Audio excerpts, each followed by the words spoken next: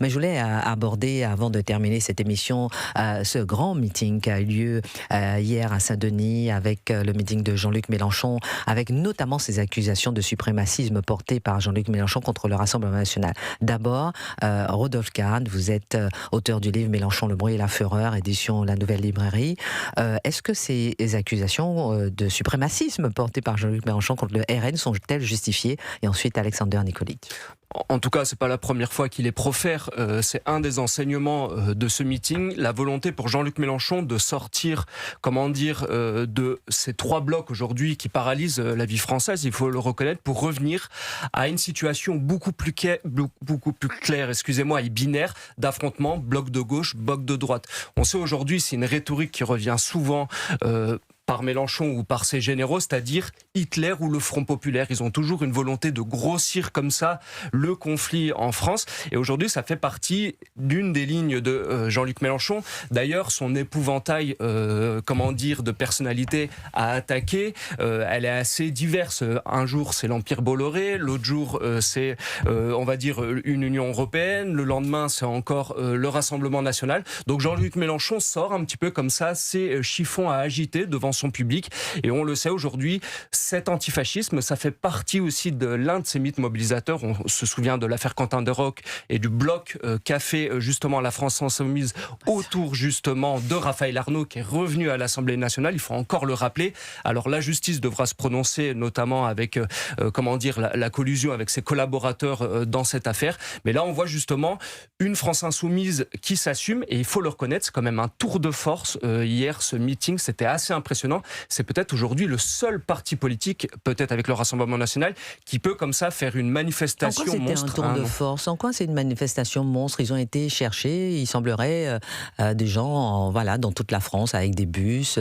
On parle de 26 000 personnes sur une place qui devait avoir 10 000 personnes. Enfin bon, est-ce que les chiffres, est-ce que c'est vraiment une manifestation monstre? Tout de même, pour avoir hier vu les images, il faut quand même reconnaître que c'était quand même assez impressionnant. D'ailleurs, on est dans la continuité des municipales. Aucune des villes gagnées par la France insoumise ne l'a été de manière indue. Ils ont fait du travail en amont. Ils ont été chercher des électeurs par électeurs, comme pour venir à cette manifestation. Et c'est exactement ça. Les bus, il faut les mettre en place. Il faut aussi ne pas sous-estimer la stratégie numérique. Christine, vous avez mentionné juste avant le choix de la musique qu'a utilisé Antoine Léaumont. Absolument. Sortez les armes. Sortez les armes. Il faut quand même rappeler. Sortez les armes à feu. Et oui, exactement. Alors eux vont toujours jouer sur l'ambiguïté. Et il faut dire que c'est du second degré. Oui, exactement. Et en plus, on le sait, le génie de la communication, le petit génie derrière Jean-Luc Mélenchon, c'est Antoine Léaumont. Tout ça est pensé stratégiquement. N'importe qui, comme je vous donne la parole à Alexander Nikolic, si le Rassemblement national disait sortez les armes à feu, excusez-moi. Ah oui, à juste titre. Enfin, évidemment, ça choquerait tout le monde. Parce que quand on fait de la politique, on défend tous des idées qui, pour nous, sont meilleures que celles des autres. Par définition, on s'engage pour ça. Ça doit se faire dans le respect. Mais on voit une gauche qui relativise systématiquement les violences. Là, on l'a vu avec un rappeur qui menace de mettre des coups de pied dans la tête de Jordan Bardella, qui appelle au meurtre des opposants, est soutenu par exemple, la France insoumise. Donc, ça en dit long sur la vision de la violence. Mais pour revenir sur le suprémacisme, l'article 1er du Rassemblement national... Jean-Luc Mélenchon qui accuse le Rassemblement national de suprémacisme, de diviser les peuples en ethnie et en religion. Je reprends l'article 1er des statuts du Rassemblement national. Attaché à l'égalité devant la loi de tous les citoyens français sans distinction d'origine, de race ou de religion, le Rassemblement national défend la souveraineté, l'indépendance et l'identité de la nation.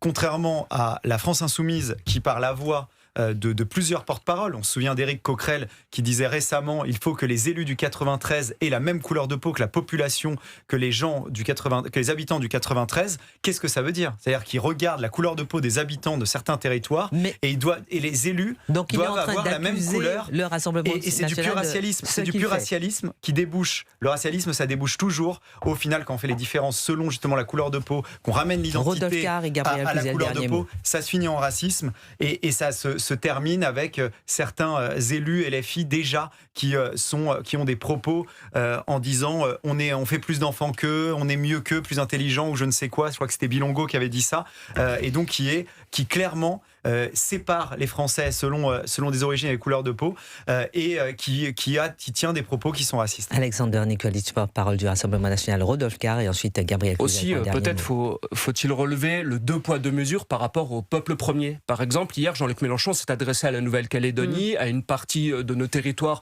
d'outre-mer, en voulant protéger, soi-disant, les peuples premiers contre, justement, les métropolitains. Ce qui est intéressant ici, c'est que, par exemple, Jean-Luc Mélenchon, pour le territoire historique français, il n'y a jamais de peuple premier. La France a toujours été multiple, diverse, etc., terre d'immigration, et on voit à chaque fois ici ce 2 poids 2 mesures, et ça, c'est une constante chez Jean-Luc Mélenchon, et si vous lui mettez sous le nez ces contradictions, il vous les balayera d'un revers de la main, et il continuera parce que c'est une locomotive lancée à toute berzingue. Gabriel Cluzel, le mot de la fin sur les accusations de suprémacisme portées par Jean-Luc Mélenchon. C'est quand même l'hôpital qui se fout de la charité, si vous me permettez cette expression.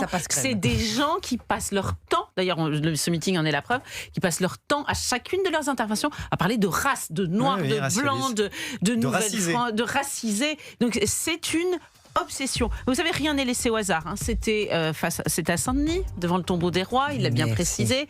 Antoine Léaumont, qui est un turiféraire de Robespierre. On voit ce qui est à peu près la manœuvre. Et ils ont dit, on est chez nous. Vous vous souvenez quand le RN scandait on est chez nous. Donc c'est vraiment la stratégie fasciste. Du pousse-toi de là que je m'y mette. Donc c'est un grand remplacement assumé dont il compte gagner les mannes électorales. Gabriel Cluzel, c'est dangereux, si je peux me permettre. Moi, j'ai pas envie de grandir dans une société où mes enfants métis seront ramenés à être déracisés. Voilà. Et c'est toute la différence entre eux et nous. Nous, on a une vision, justement, qui considère que la couleur de peau, ça détermine pas une identité. C'est ce qu'on pense, c'est à penser, c'est l'historique français. Merci Rodolphe Carr, merci Alexander Nikolic, merci Gabriel Cluzel, merci Charles Prats. Bonjour, ma chère Clélie.